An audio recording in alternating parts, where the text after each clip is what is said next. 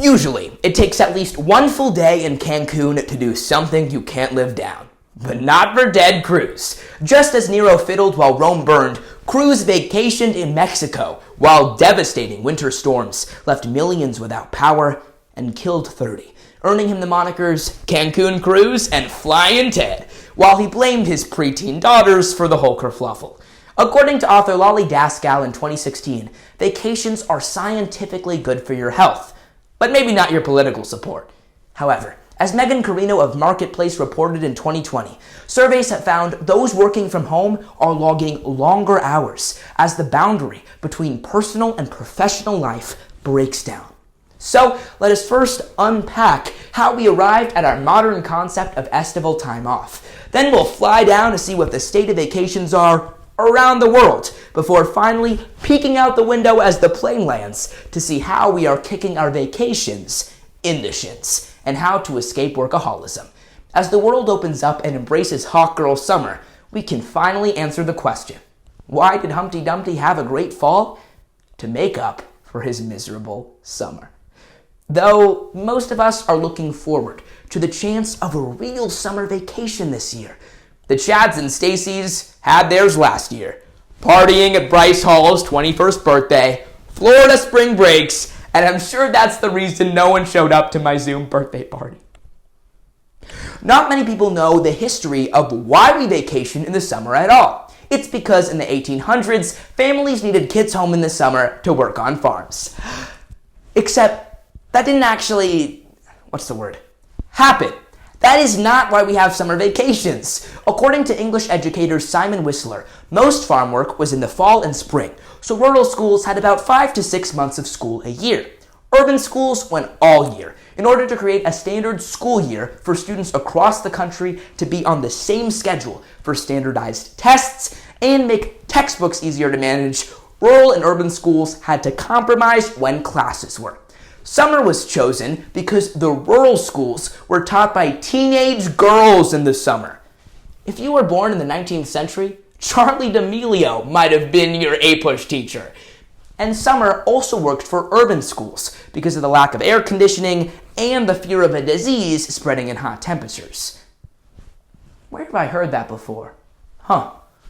Ted Cruz isn't the only one with questionable vacation plans. According to historian Lawrence Knutson, in the 1960s, President Lyndon Johnson would vacation with reporters in his car, screaming, "The brakes don't work! We're going in! We're going under!"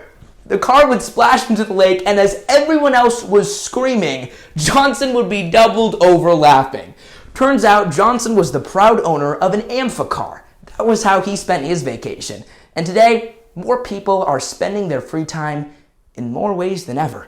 Vacations are more a part of a modern world today than ever before. There's the staycation, where you vacation from where you are. Spacecation, with, as CNN reported this year, the first space hotel opening in 2027, and the vacation where your plane crashes, which it seems everyone is doing these days because there is no other reason why no one showed up to my Zoom party. Penelope! But unlike the war on drugs, the war on vacation is working. Breaks of any kind are becoming less common. In an article featuring anthropologist James Sussman, for 95% of human history, we only worked 15 hours a week, and many of our ancestors were content. This has massive implications today. According to U.S. Travel Association, in 2018, Americans left a record 768 million vacation days on the table. And that was just one person. Obviously, that last line was a joke. But Americans are working longer than ever before. USA Today in 2020 reported countries like Denmark and the Netherlands have average work weeks of only 37 hours, with unemployment rates of only 5 and 3%. Clearly, more working is not the answer. Many people think vacations can be a way to escape problems, but it seems the truth is that they are the way to solve problems.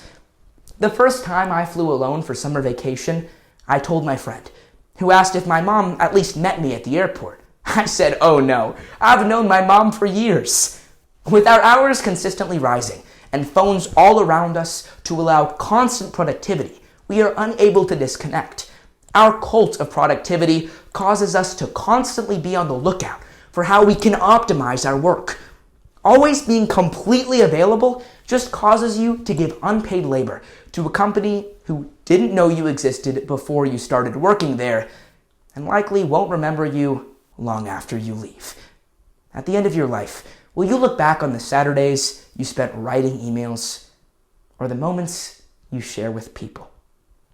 Take a vacation. You owe it to yourself. Unless you're Ted Cruz.